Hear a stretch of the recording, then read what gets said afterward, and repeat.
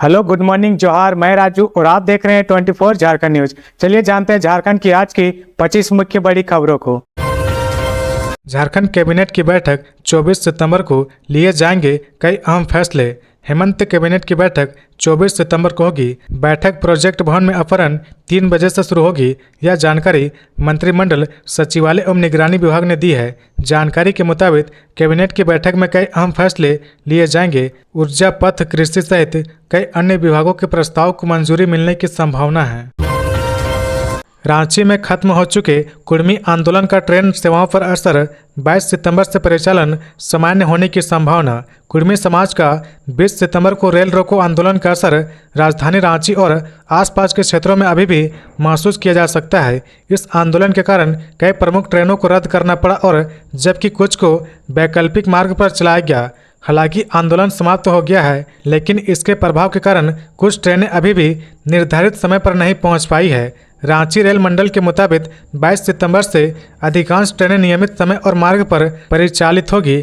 Rail रोको आंदोलन और लिंक रेक रद्द होने की वजह से यात्री को कई प्रमुख ट्रेनों की अनुपस्थिति का सामना करना पड़ा। इन ट्रेनों के रद्द होने से यात्री को विशेष रूप से इलाज, जरूरी समेत निजी काम के लिए होने वाली यात्रा प्रभावित हुई।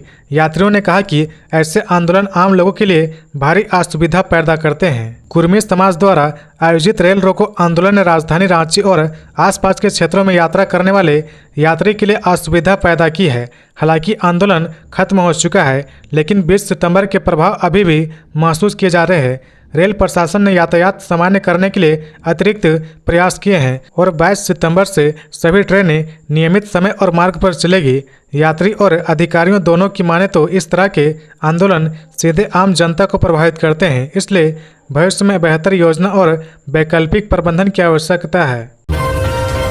गिरिडीह में 18 घंटे बाद मिला बच्चे का शव, नाले में बह गया था मासूम।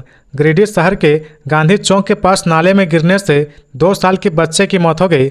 घटना के करीब 18 घंटे बाद प्रशासन ने शव को बरामद किया। बच्चे की मौत के बाद परिजनों का रो रो कर बुरा हाल है। इधर घटना से दुखी लोगों ने जिला प्रशासन के खिलाफ सड़क पर उतरकर जमकर नारेबाजी की। इस दौरान सबसे अधिक आक्रोश नगर निगम के खिलाफ देखने को मिला। यहाँ लोग निगम की कार्यशैली पर सवाल उठा रहे, निगम को लापरवाह भी बता रहे हैं। वहीं झारखंड लोकतांत्रिक क्रांतिकारी मोर्चा के नेता नगेंद्र चंद्रवंशी ने कहा कि गरीब के बच्चा नाले में गिरा था, इसलिए इतना समय लगा।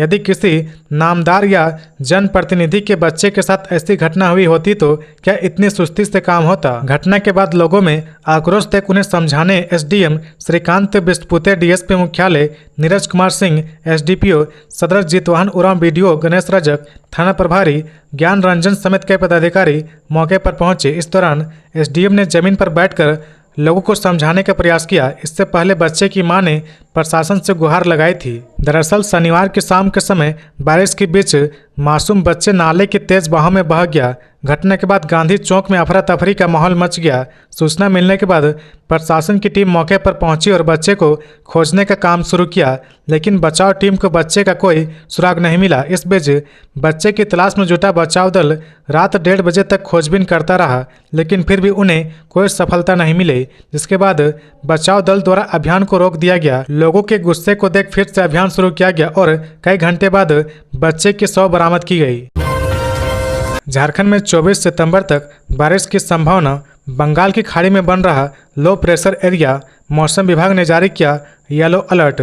मौसम विभाग के मुताबिक 25 सितंबर तक बंगाल की खाड़ी में एक नया लो प्रेशर एरिया बनने की संभावना है। इसके असर से झारखंड में 24 सितंबर तक बारिश होने की संभावना जताई गई है। विभाग ने इस दौरान राज्य में 4 दिन का येलो अलर्ट जारी किया है। इस बीच कई इलाकों में तेज आंधी और बिजली गिरने की आशंका व्यक्त की गई है। राज्य में अभी हल्के से मध्यम दर्जे की बारिश होने का अनुमान है। मौसम विभाग का अनुमान है कि 26 सितंबर तक बादल बरस सकते हैं। वहीं 24 सितंबर तक तेज हवाओं के साथ बारिश और वज्रपात की स्थिति बन सकती है। विभाग ने लोगों को सतर्क रहने की सलाह दी है। हवाओं की रफ्तार 30 से 40 किलोमीटर प्रति घंटे की रफ्तार हो सकती है। इसे देखते हुए येलो अलर्ट जारी किया गया है। तालाब में डूबने से 4 वर्षीय मासूम की मौत। गिरिडीह के धनवार के करगाली गांव की घटना है। गिरिडीह जिले के धनवार थाना क्षेत्र के कारगाली गांव में रविवार को एक दर्दनाक हादसा हो गया। गांव निवासी विकास यादव का पुत्र ओम यादव तालाब में डूब गया, जिससे उसकी मौत हो गई। रविवार की सुबह ओम अपने दोस्तों के साथ गांव से कुछ दूरी पर स्थित तालाब में नहाने गया था। नहाने के बाद अन्य बच्चे तो घर लौट आए, लेकिन ओम घर नहीं लौटा। काफी देर तक जब बच्चा घर नहीं लौटा तो परिजनों को चिंता होने लगी। तब खोजबीन शुरू की गई। इसी दौरान ओम तालाब में बेहोश अवस्था में तैरता हुआ मिला। स्थानीय लोगों ने तुरंत उससे बाहर निकाला और नजदीकी निजी क्लिनिक लेकर पहुंचे। वहां चिकित्सकों ने उसकी गंभीर स्थिति को देखते हुए सदर अस्पताल कोडरमा रेफर कर दिया।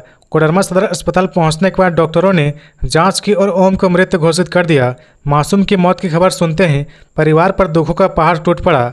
माँ बाप समेत पूरे परिवार के लोग गहरे सदमे में हैं। इस दर्दनाक हादसे से पूरे करगली गांव में शोक का माहौल है। लोग इस घटना को बेहद दुर्भाग्यपूर्ण मान रहे। रोजमर्रा की चीजें होंगी सस्ती, राष्ट्र के नाम संबोधन में बोले पीएम मोदी।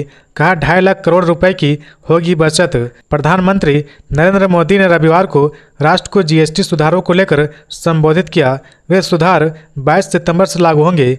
अपने संबोधन में पीएम मोदी ने कहा कि जीएसटी सुधारों से कीमतें कम होगी, मध्यम वर्ग की बचत बढ़ेगी, युवाओं को लाभ होगा और विकास को गति मिलेगी। उन्होंने कहा, नवरात्रि उत्सव शुरू हो रहा, मैं आप सभी को शुभकामनाएं देता हूं।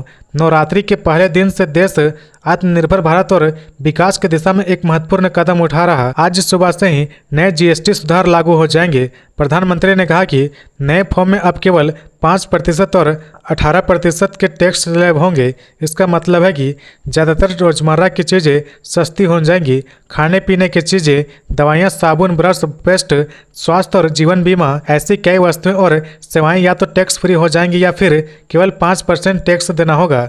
जिन वस्तुओं पर पहले 12% टैक्स लगता था, उसमें से 99% वस्तुएं अब 5% टैक्स देना होगा। उन्होंने कहा कि यह सुधार केवल कीमतें कम करने के लिए नहीं बल्कि नए अवसर पैदा करने के लिए है। हमारे मध्यम वर्ग की बचत बढ़ेगी, हमारे युवाओं को लाभ होगा और पूरी अर्थव्यवस्था को गति मिलेगी। इनकम टैक्स छूट सीमा बढ़ाने और जीएसटी सुधारों जैसे फैसलों से 2.5 लाख करोड़ रुपए की बचत होगी।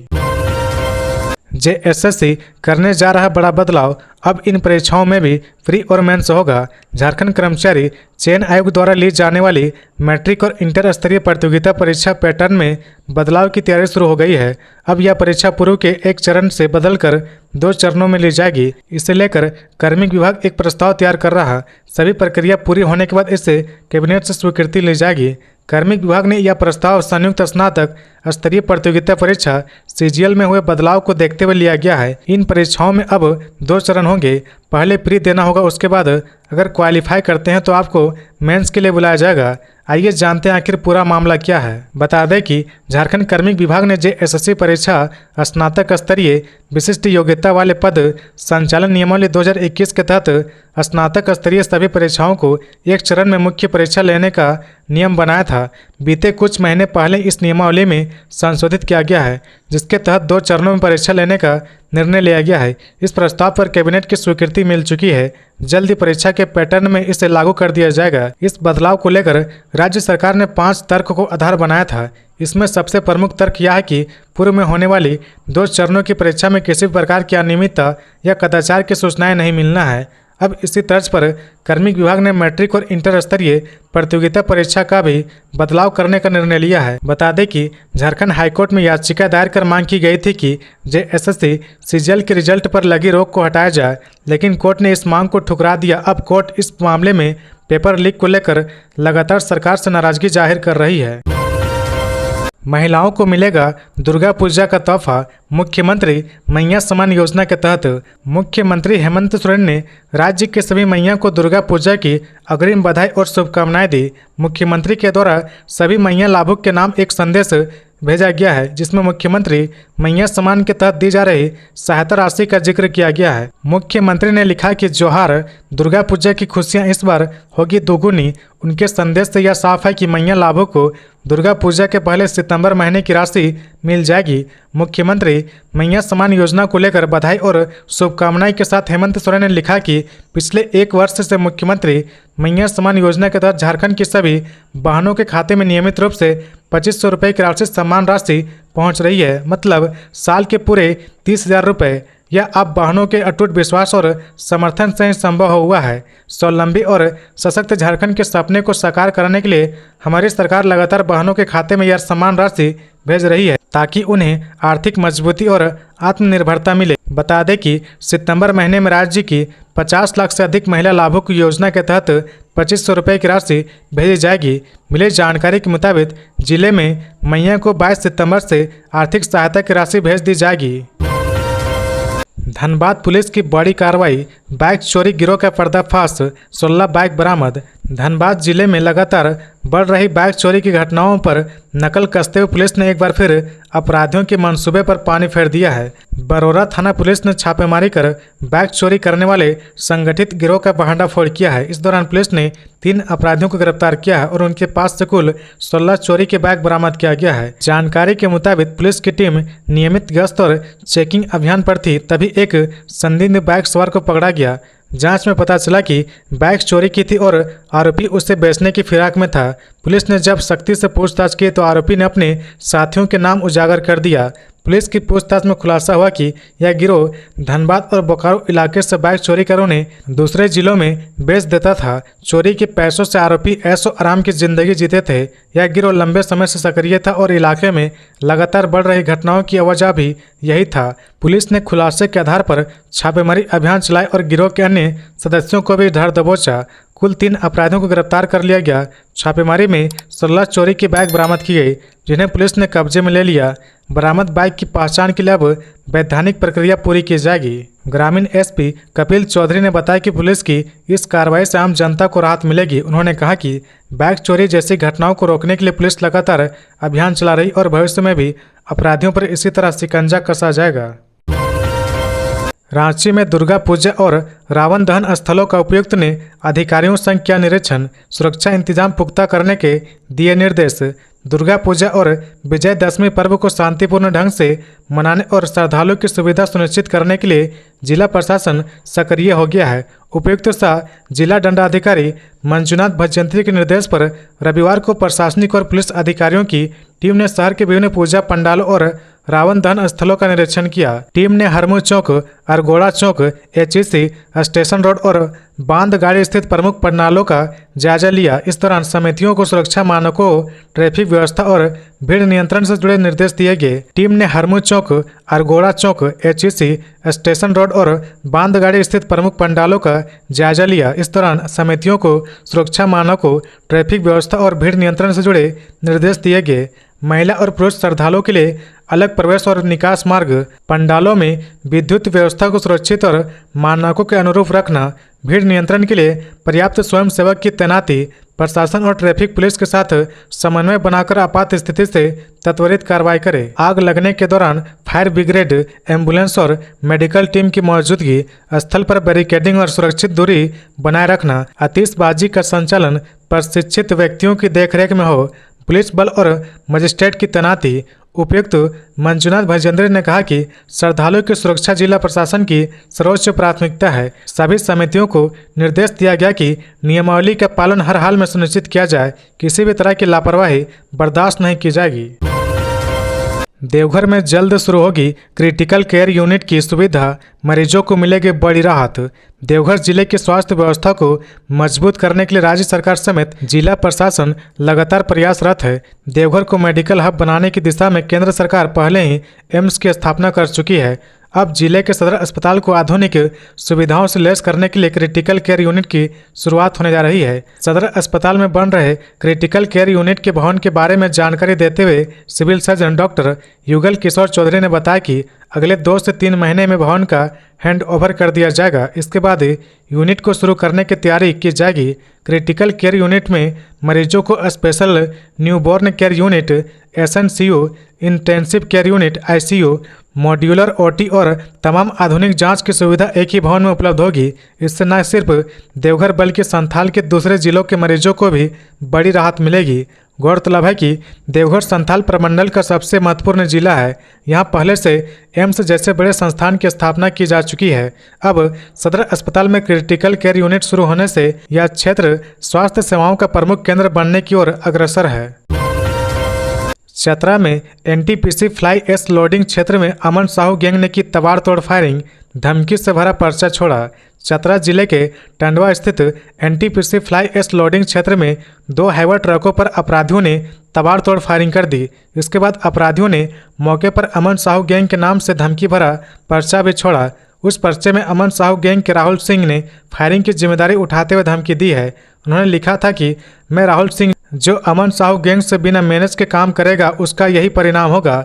हर बार की तरह खोपड़ी खोल दिया जाएगा। बता दें कि फायरिंग की इस घटना में एक हाईवा के केबिन में गोली लगी थी, लेकिन चालक बाल बाल बच गया। मिली जानकारी के मुताबिक शनिवार 20 सितंबर की रात को फायरिंग की यह घटना घटी।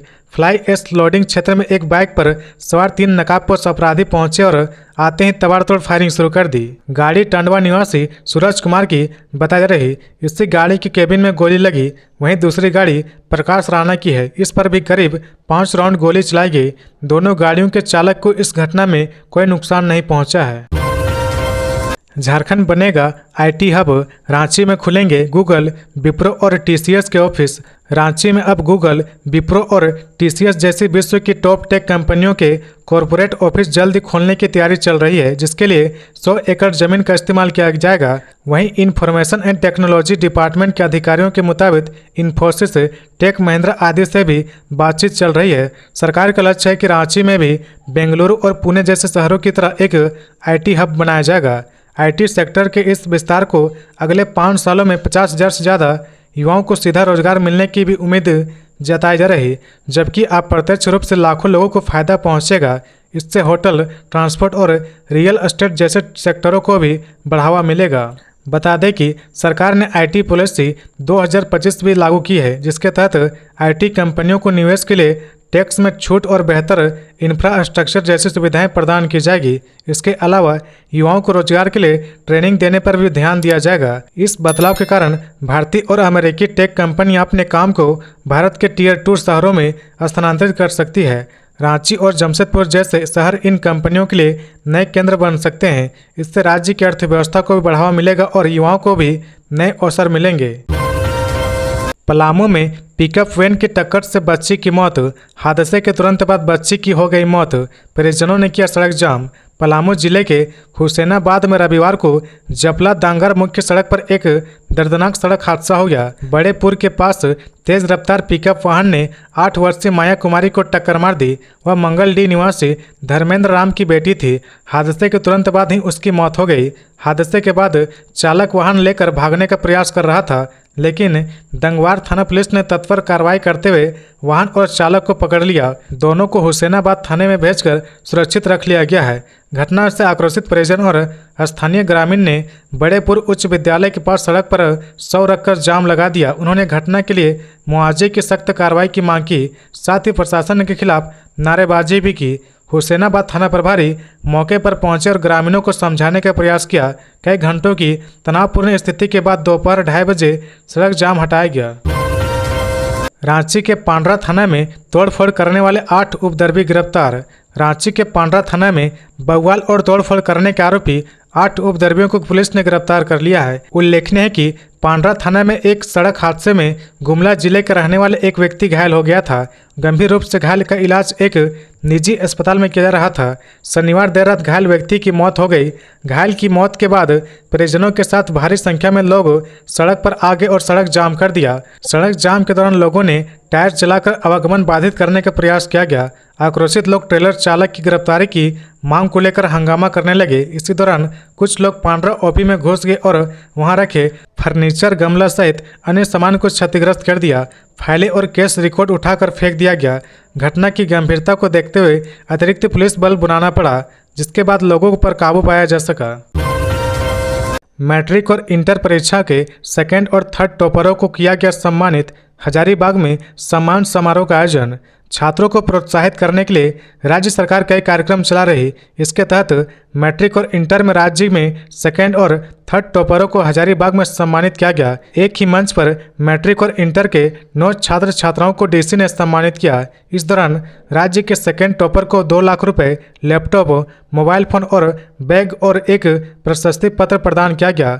वहीं राज्य के थर्ड टॉपर को 1 लाख रुपए, लैपटॉप, मोबाइल फोन, बैग और प्रशस्ति पत्र से सम्मानित किया गया। वहीं पिछले दिनों मैट्रिक और इंटर परीक्षा में स्टेट टॉपर को मुख्यमंत्री हेमंत सोरेन ने सम्मानित किया था। सम्मान पाने के बाद छात्र छात्राओं और उनके अभिभावक के चेहरे पर खुशी झलक रही थी।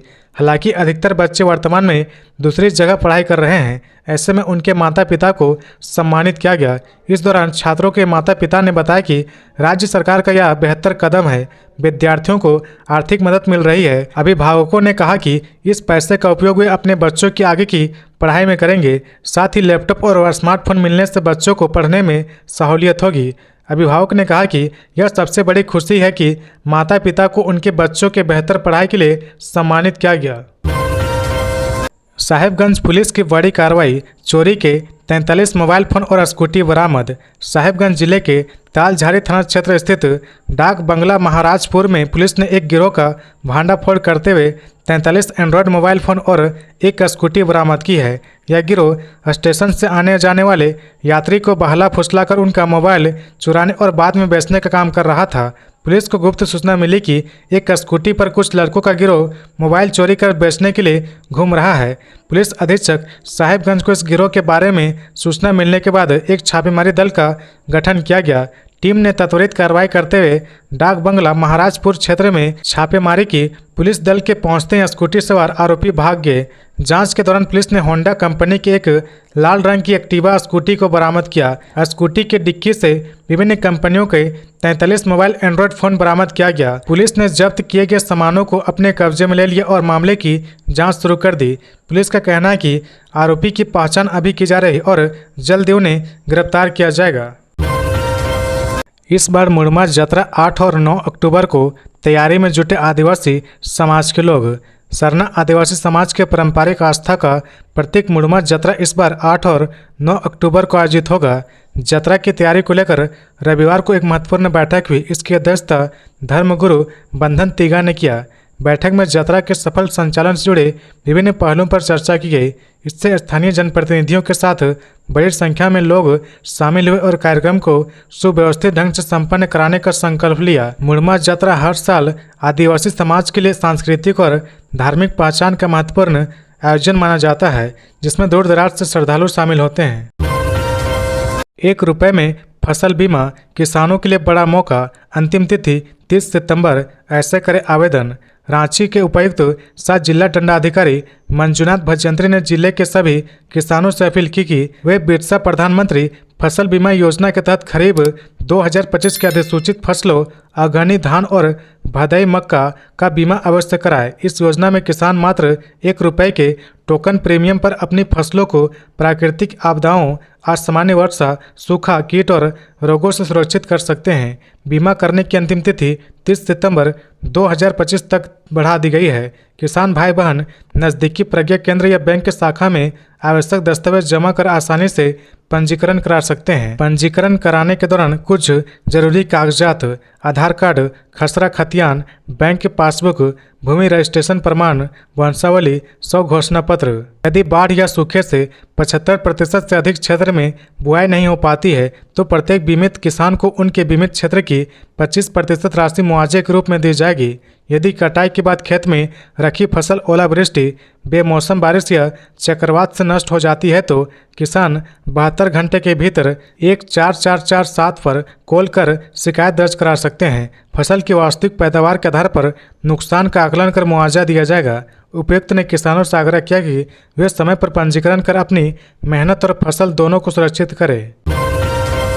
1 अक्टूबर से लागू होंगे ऑनलाइन गेमिंग से जुड़े नए नियम। केंद्रीय मंत्री अश्विनी वैष्णव ने दी जानकारी। 1 अक्टूबर से ऑनलाइन गेमिंग पर नए नियम लागू होंगे। केंद्र सरकार ने गुरुवार को इसकी घोषणा कर दी है। केंद्रीय सूचना एवं प्रौद्योगिकी मंत्री अश्विनी वैष्णव ने इसकी जानकारी दी। ऑनलाइन गेमिंग संवर्धन एवं विनियमन विधेयक 2025 को लोकसभा में पारित किया गया है। ऑनलाइन गेमिंग संवर्धन एवं विनियमन विधेयक 2025 को लोकसभा में केंद्र ने पारित किया था। इसमें ऑनलाइन सट्टेबाजी को दंडनीय अपराध बनाने का प्रावधान किया गया है। अश्विनी वैष्णव ने कहा कि हमने ऑनलाइन गेमिंग कंपनियों और हितधारकों के साथ कई बार चर्चा की है।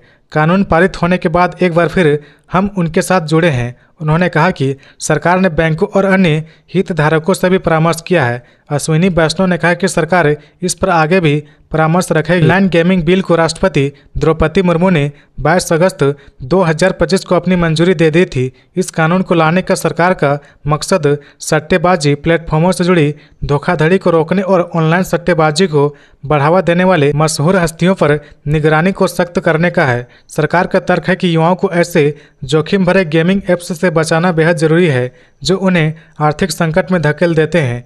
केंद्र सरकार का यह भी तर्क है कि ऑनलाइन सट्टेबाजी पर अंकुश लगाकर पैसों की धोखाधड़ी और राष्ट्रीय सुरक्षा से समझौता करने जैसी गतिविधियों को भी रोका जा सकता है।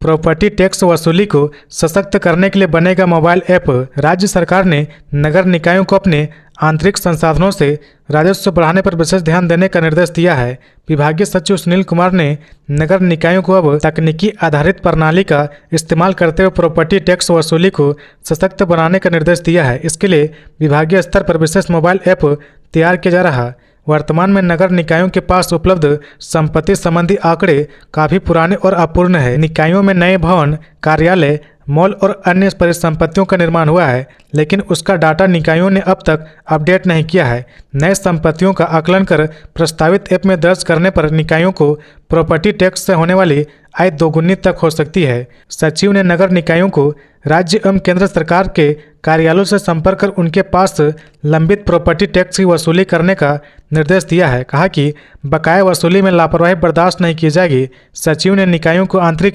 संसाधनों के प्रभावी और व्यवस्थित उपयोग का भी निर्देश दिया। कहा है कि इससे न केवल राजस्व में उल्लेखनीय वृद्धि होगी बल्कि शहरी सेवाओं की गुणवत्ता भी बेहतर होगी।